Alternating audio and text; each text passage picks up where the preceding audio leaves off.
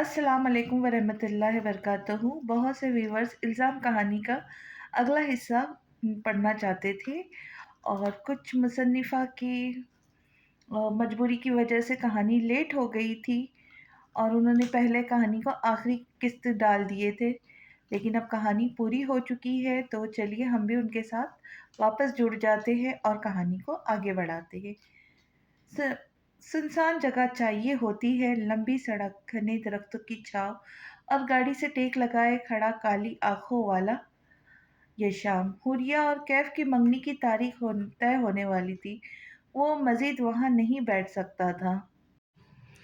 अब्बू, मुझे जाना होगा, ज़रूरी काम है। वो सरसरी सा कहता वहाँ से उठ गया। उस्मान साहब कह कहो कि गुन में मगन बैठे थे, शायद इसीलिए अपने बेटे के चेहरे पर छाई उदासी को न पहचान सके।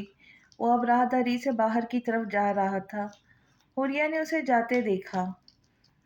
वो उसे रोक सकती थी, लेकिन वो ऐसा क्यों करती? यह शाम उसके ख्वाबों को तोड़ चुका था और हुरिया सिकंदर अपने गुनाहगार को तो तब भी माफ़ नहीं करती जब वो मर जाए, और वो तो फिर अभी जिंदा घूम रहा था। मुझे सिर्फ अपने महरम से मोहब्बत है, हुरिया ने दिल से दावा किया और नज़र कैफ के जानिब घुमाई। वो पहले से ही उसे देख रहा था। हुरिया के देखने पर नज़र झुका ली और मुस्कुरा दिया। खुले बालकान के पीछे उड़ते वो मुस्कुरा दी। 2 दिन बाद एक हॉल में कैफ और हुरिया की मंगनी की तारीख तय हो चुकी थी। 21 दिसंबर बरोज़ जुम्मतुल मुबारक। सब में मुबारकबादी का सिलसिला जारी हो चुका था। तारीख तय हो चुकी थी और यह शाम पहले ही जा चुका था। अपने महबूब को उसके महबूब के सामने मुस्कुराता हुआ देखकर बर्दाश्त करना भी सब्र है, और यह शाम सब्र जैसी कोई सिफत नहीं रखता। अब कहानी आगे बढ़ती है जहाँ से यहाँ तक हमने छोड़े थे। तो चलिए आगे चलते हैं। ये हकीकत है कि होता है असर बातों में, तुम भी खुल जाओगे 2-4 मुलाकातों में। तुमसे सदियों की वफाओं का कोई नाता ना था, तुमसे मिलने की लकीरें थी मेरे हाथों में। तेरे वादे ने हमें घर से निकलने न दिया, लोग मौसम का मज़ा ले गए बरसातों में। अब न सूरज न सितारा है, न शम्मा न चाँद, अपने ज़ख्मों का उजाला है घनी रातों में। कुछ देर पहले सिकंदर विला में जितनी हलचल थी, वो जाते सूरज के साथ ही रुखसत हो गई। आसमान को घुप अंधेरे ने घेर लिया। बासिल सारा को लेने के लिए आया तो उसे दरवाजे तक रुखसत कराई। फिर वो अपने कमरे में वापस आई, दरवाजे को कुंडी लगाई, दरवाजे के पुष्ट लगाए वो कितने ही देर लंबे लंबे सांस लेती रही। उसके बस में सब कुछ था। वो एक इनकार से सब कुछ पहले जैसा कर सकती थी, लेकिन ये सब मजाक नहीं था। वो बदला लेने की चाह में अपने साथ बाकी सबकी ज़िंदगी का मजाक नहीं बना सकती थी। जवेरिया बेगम और हसन सिकंदर उसकी शादी को लेकर कितने ज़्यादा खुश थे, वो देख चुकी थी। वो इनकार करती भी कैसे? सबकी नज़र में तो ये हुरिया का खुद का फैसला था।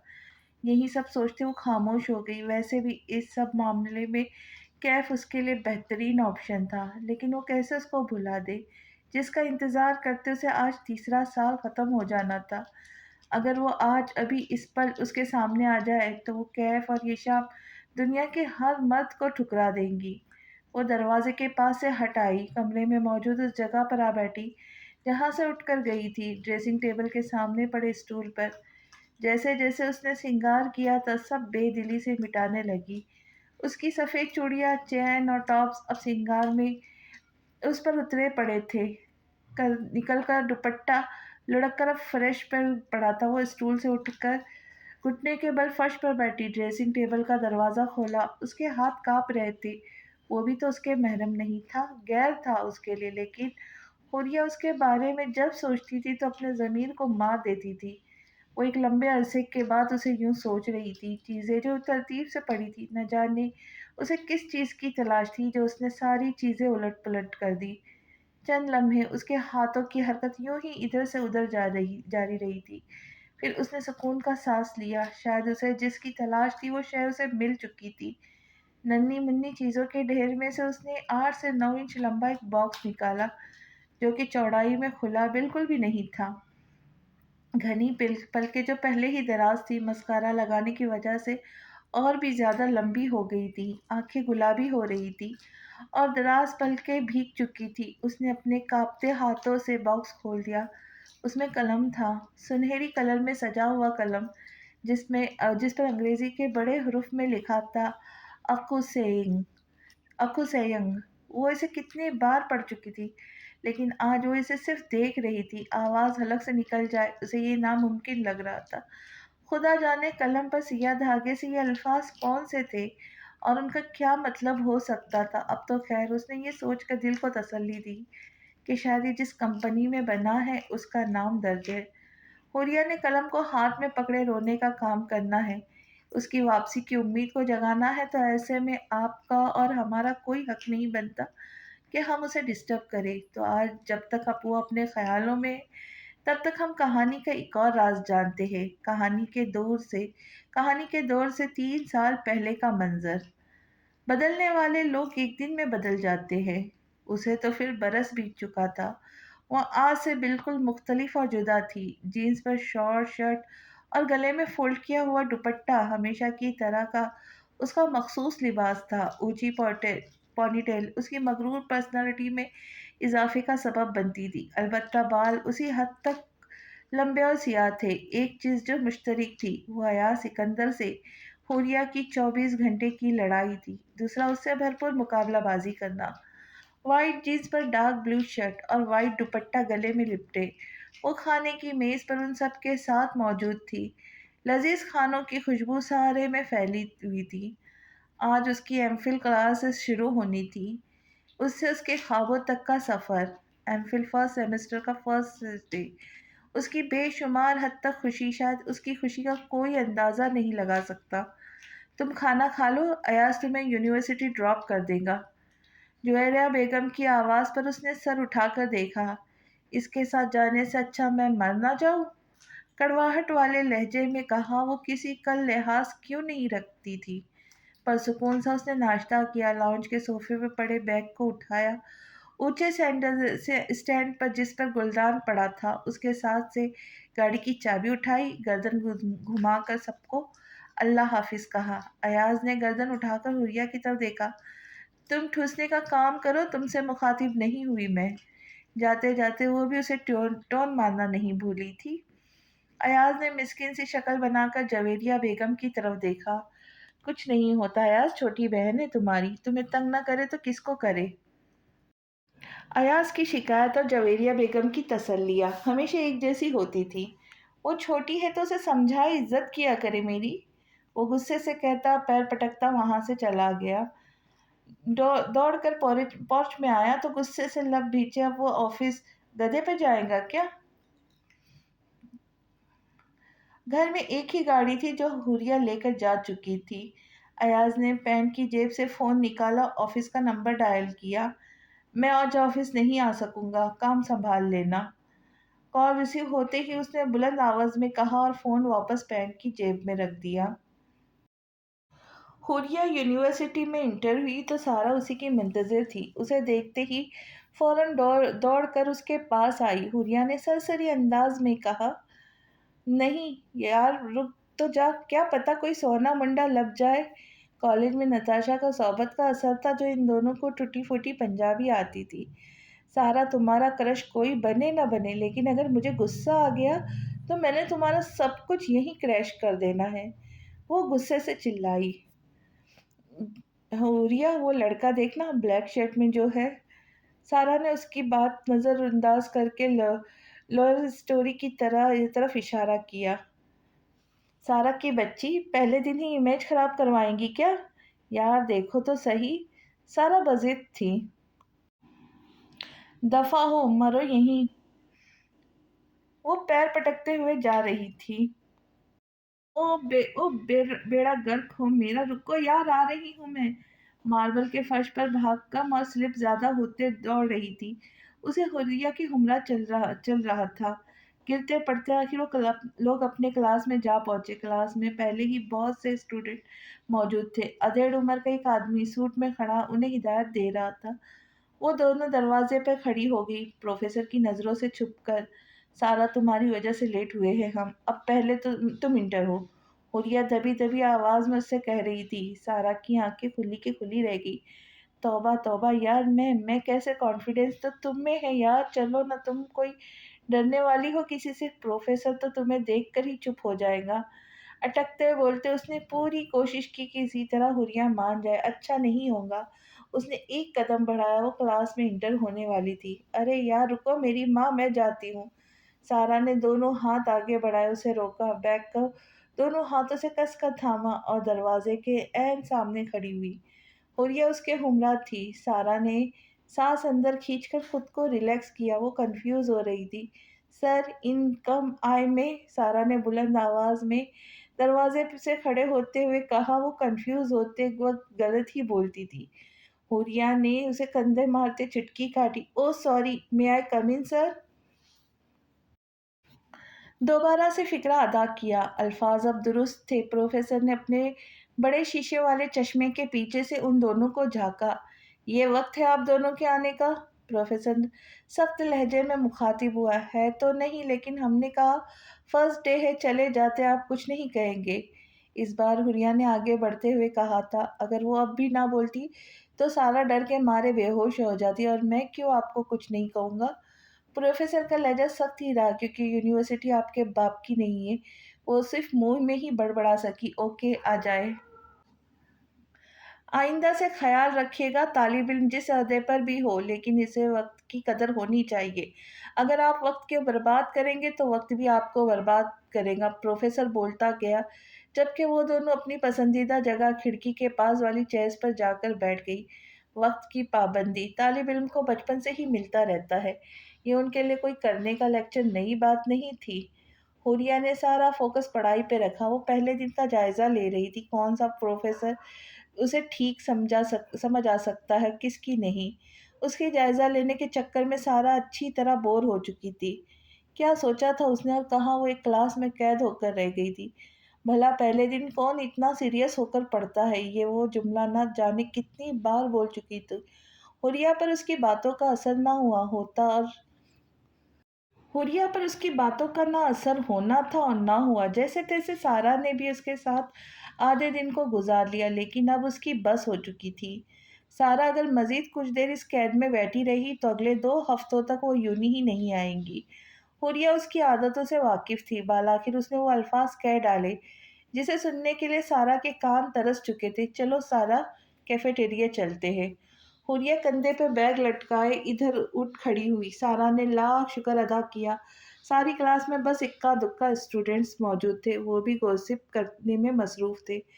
सारा भी अपना बैग उठाते सबसे आगे थी। मालूम होता था उसे यहाँ सांस ही नहीं आ रही थी। हुरिया ने गर्दन को दाएं बाएं हिलाते सारा से तौबा की और पुरसुकून अंदाज में क्लास से बाहर जाने के लिए मुड़ी। सारा दरवाजे से बाहर जा चुकी थी। हुरिया का एक कदम क्लास के अंदर था और एक बाहर। वो सर झुकाए चल रही थी। एक्सक्यूज मी, वो एक मर्दाना आवाज की सिमत पलटी। वो ब्लैक पैंट शर्ट में था और गले में ब्लैक टाई बंधी हुई थी। बाल माथे पर बिखरे हुए और चेहरा ब्लैक मास्क से कवर था। हुरिया ने उसे देखा। वो हुरिया से कहीं ज्यादा लंबा था। क्या आप मुझे बता सकते हैं प्रोफेसर साइम यहाँ से कौन सी क्लास में गए हैं? वो हुरिया से पूछ रहा था, लेकिन हुरिया वहां नहीं थी। वो उसमें खो चुकी थी। कोई जितना मर्जी खुदगर्ज हो, मगरूर हो, घमंडी हो या समझदार हो, लेकिन वो जिंदगी में एक न एक बार मोहब्बत जरूर करता है। कोई खुद से, कोई खुदा से, और कोई इंसान से। अगर मोहब्बत एक गुस्ताखी है तो वो ये कर चुकी थी। वो सारा के साथ कैफेटेरिया गई तो क्रिकेट क्रिकेट बैठे हुए इर्द गिर्द नजर दौड़ाती रही कि शायद वो उसे दोबारा नजर आ जाए। और फिर कुछ सोचते हुए उसने अपनी नज़र से अपने हाथों की लकीरों पर टिका ली। खूबसूरत होने का मतलब ये तो नहीं होता कि वो वफादार हो या मोहब्बत के लायक हो। और हुरिया ने उसे देखा ही कहाँ था जो जितनी दीवानगी। वो दोबारा क्लास लेने नहीं गई, और ये सारा की ड्रामेबाजियों का असर था। उसके सर, पेट, पाँव और कमर पे तकरीबन जबान तक में दर्द हो रहा था। वो उसे घर जाना था। मजबूरन हुरिया को उसके साथ जाना पड़ा। बासिल तो तुम्हें लेने नहीं आया, किसके साथ जाऊंगी फिर? یونیورسٹی کے گیٹ پر کھڑے حوریہ نے سارا سے پوچھا، کیا مطلب کس کے ساتھ جاؤں گی؟ تم ہو نا میرے ساتھ، چلو مجھے ڈراپ کر دینا۔ وہ گاڑی کا گیٹ کھول کر فرنٹ سیٹ پر بیٹھ گئی۔ عجیب زبردستی ہے۔ اس نے ڈرائنگ ڈرائیونگ سیٹ سنبھالتے ہوئے اس نے بیگ پیچھے والی سیٹ پہ رکھا، چابی گھما کر گاڑی اسٹارٹ کی۔ گاڑی کی اسپیڈ ہوا کے مقابلے پر تھی۔ یہ پہلا، یہ دوسرا، وہ دو ٹریفک سگنل توڑ چکی تھی۔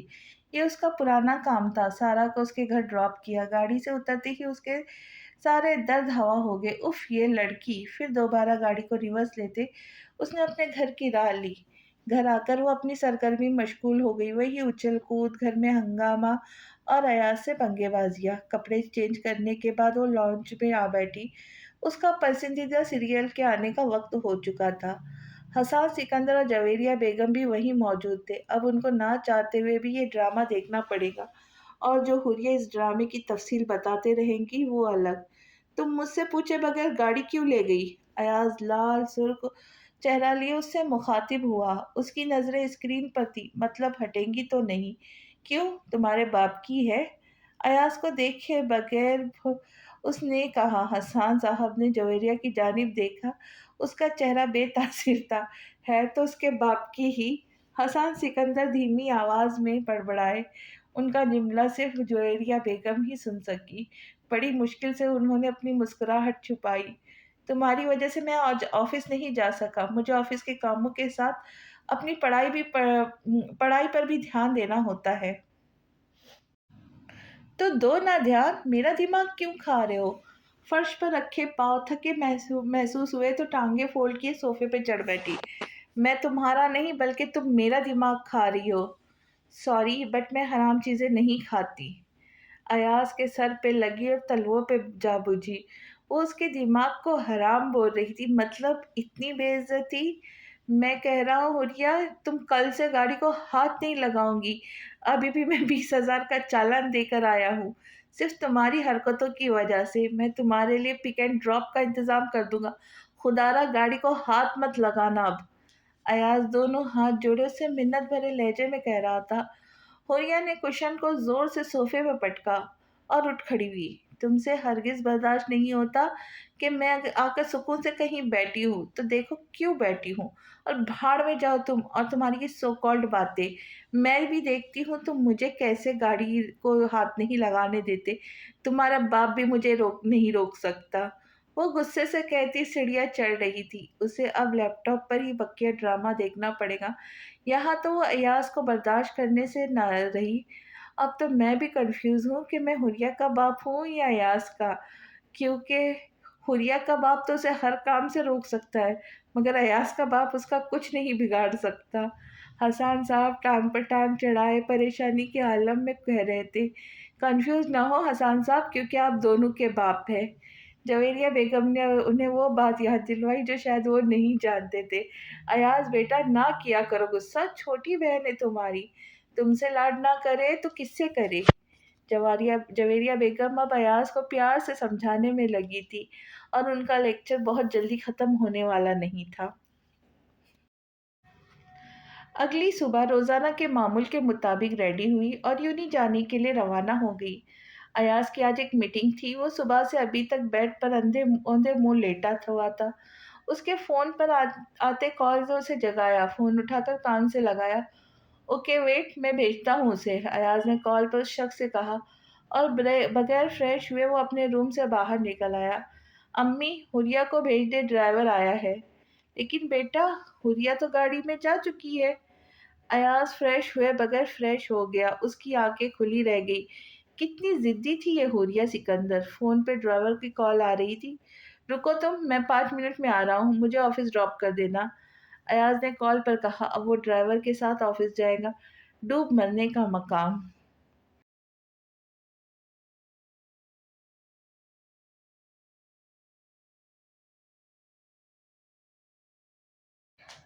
پہلے اس نے سارا کو تلاش کیا، لیکن اس کی امید کے عین مطابق وہ نہیں آئی تھی۔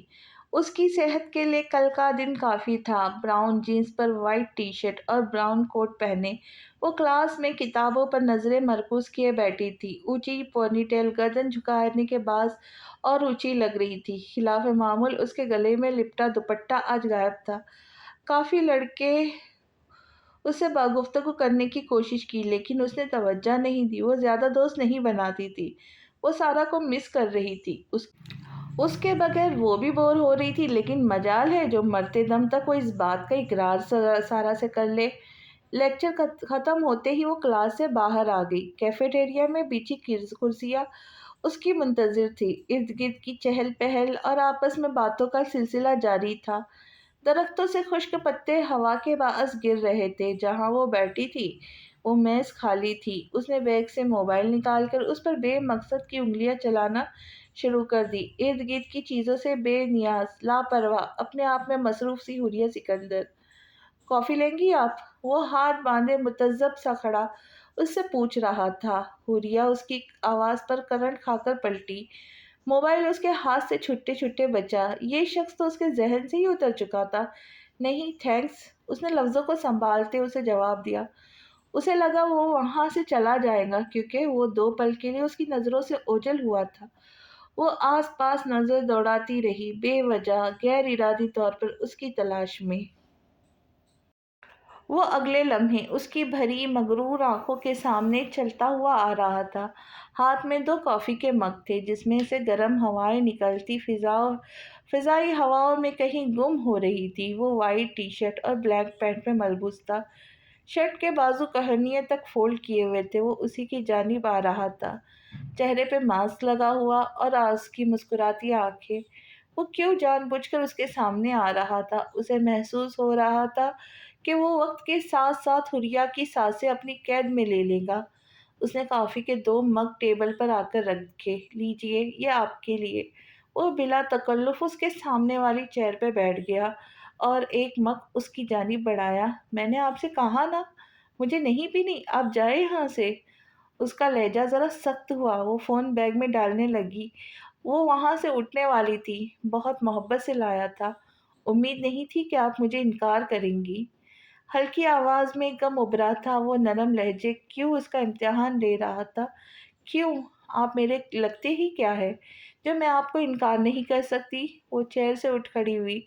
کافی کے مگ سے اڑتی ہوائیں اب کم ہو رہی تھی۔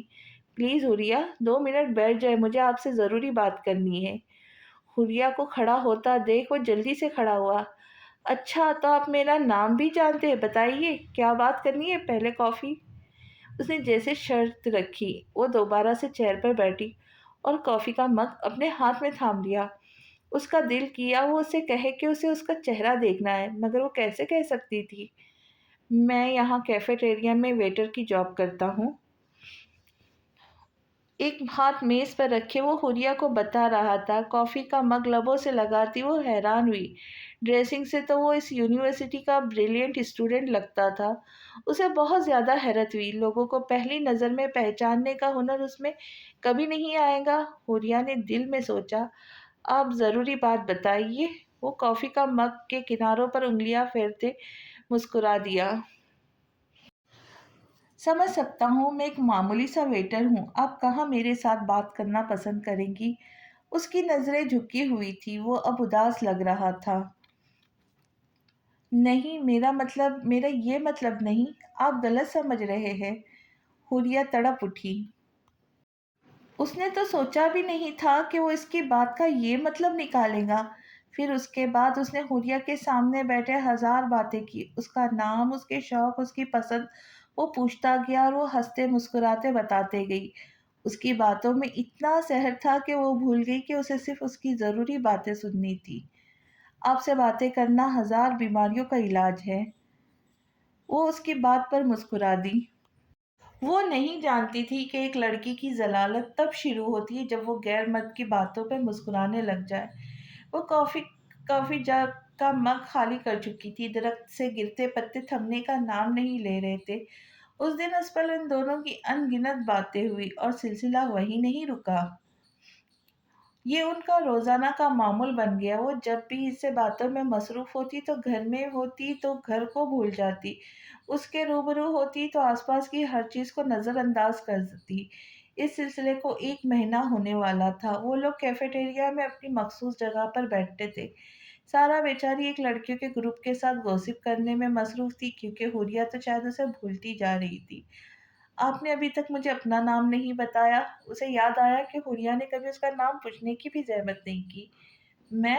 وہ بے یقینی سے پوچھ رہا تھا۔ جی جی، آپ کا نام؟ حوریہ نے اسے یقین دلایا۔ Dark eagle. اس نے ماسک کے اندر سے کہا، یہ کیسا نام ہے؟ حوریہ کو اس کے نام کی کچھ سمجھ نہ آئی۔ آپ میرے نام کا مذاق بنا رہی ہیں؟ وہ ہنس دیا۔ نہیں نہیں، میرا مطلب وہ نہیں تھا۔ وہ اکثر اس کی باتوں کا الٹا مطلب نکالتا تھا۔ دن گزرتے گئے، وقت کبھی تھما ہی نہیں تھا اور ان دونوں کے تعلقات مضبوط ہو گئے۔ اسے پتہ ہی نہیں چلا اسے کب ڈارک ایگل سے بے پناہ محبت ہو گئی، لیکن وہ جانتی تھی کہ وہ بھی اس کا اتنا ہی دیوانہ ہے۔ ضرور اسے بھی حوریہ سے محبت ہو گئی ہوگی، آج نہیں تو کل ضرور وہ اس بات کا اظہار کر دے گا۔ ویسے بھی محبت کے معاملے میں لڑکی اظہار کرتی اچھی نہیں لگتی۔ یہ اس کے فرسٹ سیمسٹر کے فائنل پیپر سے چند دن پہلے کا منظر ہے، جب ان دونوں کی ملاقات ایک ریسٹورنٹ میں ہوئی۔ وہ اس دن 3 پیس سوٹ میں ملبوس تھا۔ ریسٹورنٹ میں اس کا مردانہ خوشبو پھیلتی گئی۔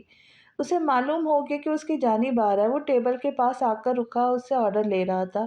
ایگل، آج تو تم سکون سے بیٹھ جاؤ، ہم کسی اور کے ریسٹورنٹ آئے ہیں، وہ ویٹر لے کر آ جائے گا۔ وہ اونچی پونی ٹیل کے ساتھ اپنے مخصوص لباس میں تھی۔ نہیں حوریہ، مجھے منظور نہیں کہ میرے علاوہ کوئی اور آپ کی خدمت میں حاضر ہو۔ میں مینو بتاتا ہوں، آپ حکم کیجیے۔ اس نے ہاتھ میں تھاما پین نوٹ پیڈ پہ چلانا چاہا، مگر قلم کی سیاہی ختم ہو چکی تھی۔ اس نے وہ پین فرش پہ پھینک دیا اور پین کی جیب سے دوسرا پین نکال کر آرڈر نوٹ کیا۔ وہ کاؤنٹر کی طرف بڑھ گیا۔ حوریہ نے جھک کر فرش پر اس کا گرایا قلم اٹھایا۔ یقیناً وہ دیوانگی کی انتہا پر تھی۔ ڈارک ایگل کے آنے سے پہلے وہ قلم کو اپنے ہینڈ بیگ میں رکھ چکی تھی۔ ہاتھ میں کھانے کی ٹرے لیے اس نے حوریہ کے سامنے پیش کی۔ وہ اس کے ساتھ بیٹھ کر کچھ کھاتا پیتا نہیں تھا۔ وہ ہمیشہ اس کے جانے کے بعد اس کا بچا کھانا کھایا کرتا تھا، پھر چاہے وہ اس کی بچی ٹھنڈی کافی ہو یا پگھلی ہوئی آئس کریم۔ ہر بار کی طرح آج بھی حوریہ نے اسے کھانے کے لیے بہت فورس کیا، مگر وہ بضد رہا۔ حوریہ آدھا گھنٹہ وہاں بیٹھنے کے بعد وہاں سے چلی گئی اور اس نے عادتاً اس کا بچا ہوا کھانا کھایا اور اس کو اپنے تصور میں سوچتا مسکراتا رہا۔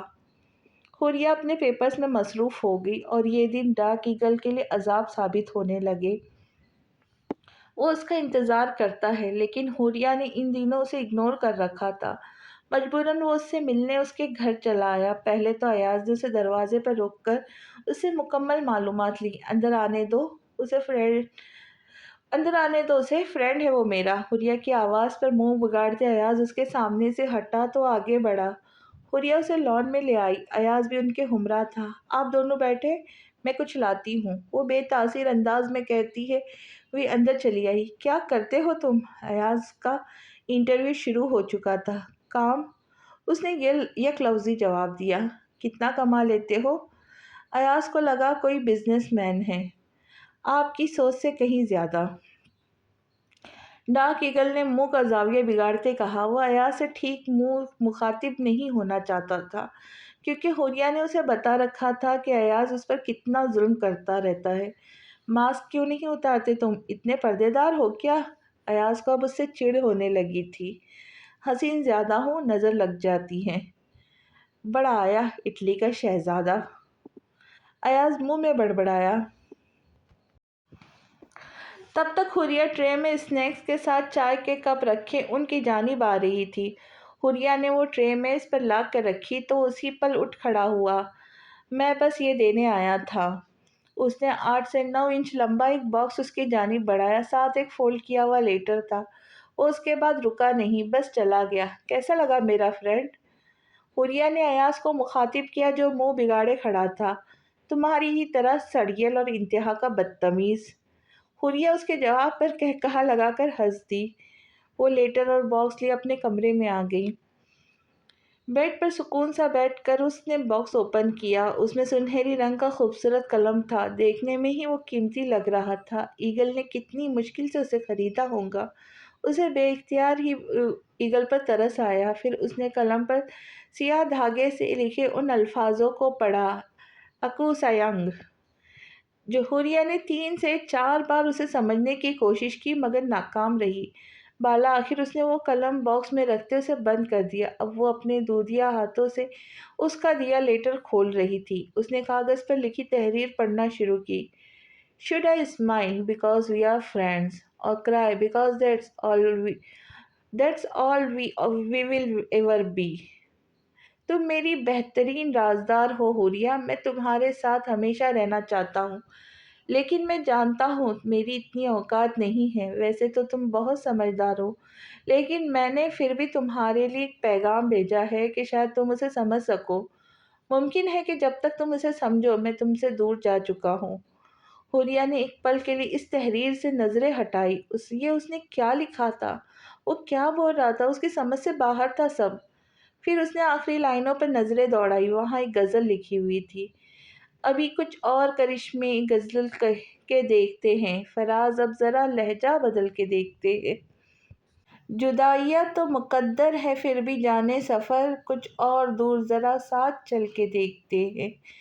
راہ وفا میں حریف خرام کوئی تو ہو، سو اپنے آپ سے آگے نکل کے دیکھتے ہیں۔ تو سامنے ہے تو پھر کیوں یقین نہیں آتا، یہ بار بار جو آنکھوں کو مل کے دیکھتے ہیں۔ یہ کون لوگ ہیں موجود تیری محفل میں، جو لالچوں سے تجھے مجھ کو جل کے دیکھتے ہیں۔ یہ کرب کیا ہے کہ یکجا ہوئے نہ دور رہے، یہ کرب کیا ہے یکجا ہوئے نہ دور رہے، ہزارہ ایک ہی قالب میں ڈھل کے دیکھتے ہیں۔ نہ تجھ کو مات ہوئی نہ مجھ کو مات ہوئی، سو اب کے دونوں ہی چالیں بدل کے دیکھتے ہیں۔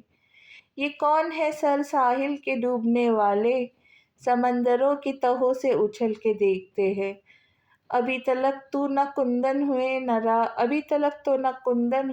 راکھ ہوئے، ہم اپنی آگ میں ہر روز جل کے دیکھتے ہیں۔ یہ ڈاک ایگل کا حوریہ سکندر کے لیے آخری پیغام تھا، جس کی سمجھ حوریہ سکندر کو تو بالکل نہ آ سکی۔ کیا وہ صرف دوست تھے؟ وہ حوریہ کو صرف دوست مانتا تھا؟ اسے حوریہ سے محبت کیوں نہ ہو سکی؟ وہ اتنی بری تو نہ تھی؟ اس نے لکھا کہ میں تم سے دور جا چکا ہوں، یعنی وہ اسے چھوڑ کر چلا گیا۔ لیکن اس نے کہا حوریہ اس پیغام کو سمجھے۔ اس نے تحریر 5 سے 6 مرتبہ دہرائی، مگر اس میں کوئی ایسی بات نہ تھی جو رازدارانہ کہی گئی ہو۔ وہ کیوں اس کے لیے مشکل پیدا کر گیا؟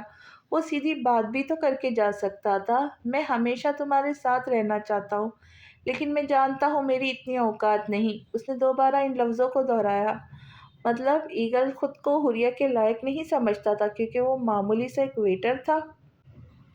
حوریہ کی آنکھیں نم ہو گئی۔ وہ اسے بتانا چاہتی تھی کہ جہاں محبت ہو وہاں بہتر کی ضرورت نہیں، وہ تو نامکمل شخص بھی پوری کائنات لگتا ہے۔ بس بہت ہو گیا، اب وہ صبح خود ہی اس سے بات کا اظہار کر دے گی کہ اسے ڈاک ایگل سے بے انتہا محبت ہے۔ اس نے خود سے عہد کیا۔ اگلی صبح وہ سب سے پہلے یونی میں داخل ہوئی۔ اکا دکا لوگ ہی وہاں موجود تھے۔ لیکچر کا وقت ہوا تو سارا کے ساتھ پہلے ہی لیکچر لینے چلی گئی۔ یہ ان کے ایکسٹرا کلاسز تھی۔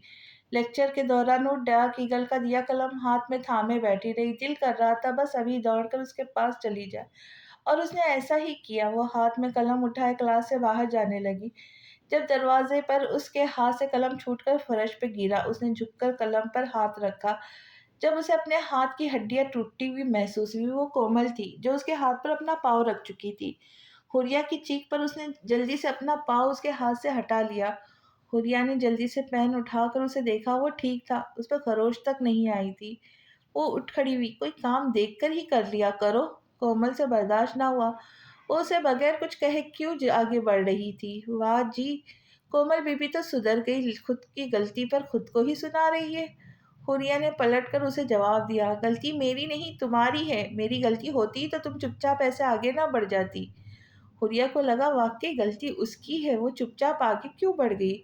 وہ مڑ کر اس کے سامنے کھڑی ہوئی اور زوردار تھپڑ اس کے گال پر رسید کر دیا۔ غلطی میری تھی کہ مجھے چپ چاپ نہیں جانا چاہیے تھا، لو سدھار لی غلطی۔ حوریہ اتنے دنوں کے بعد آج غصے میں آئی تھی کیونکہ جو اسے پرسکون کر سکتا تھا وہ وہاں موجود نہیں تھا۔ کومل چیخ چیخ کر پیٹھ پیچھے بولتی رہی۔ حوریہ نے اسے مکمل نظر انداز کیا اور دوڑ کر کیفیٹیریا میں آئی۔ پہلے وہ اپنی مخصوص جگہ پر بیٹھی رہی لیکن وہ نہیں آیا۔ پھر اس نے خود تلاش کیا مگر وہ جا چکا تھا۔ سر، یہاں پر ڈارک ایگل کام کرتا ہے، وہ کہاں ہے؟ حوریہ نے کیفیٹیریا کے کاؤنٹر پر کھڑے مینیجر سے پوچھا۔ نو میم، یہاں تو کوئی اس نام کا لڑکا کام نہیں کرتا۔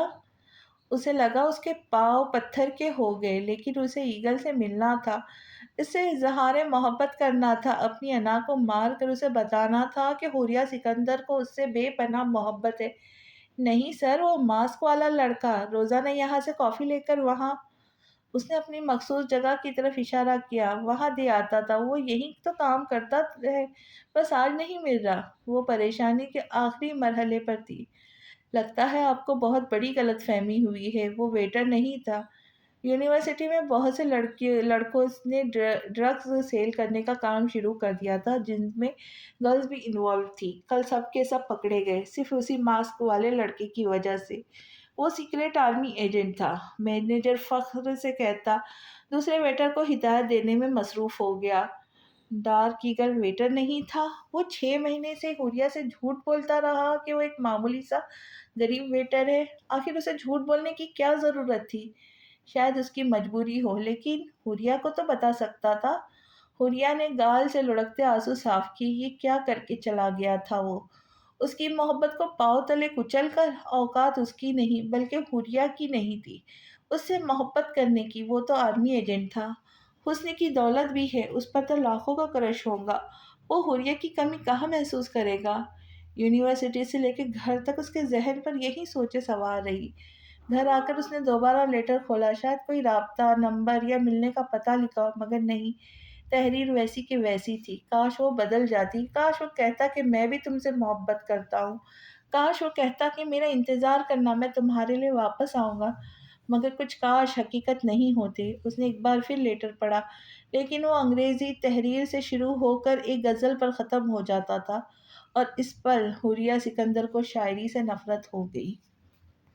اس کی اگلی قسط جلد ہی آپ لوگوں کی خدمت میں حاضر ہوں گی، تب تک کے لیے آپ سب سے اجازت، اللہ حافظ۔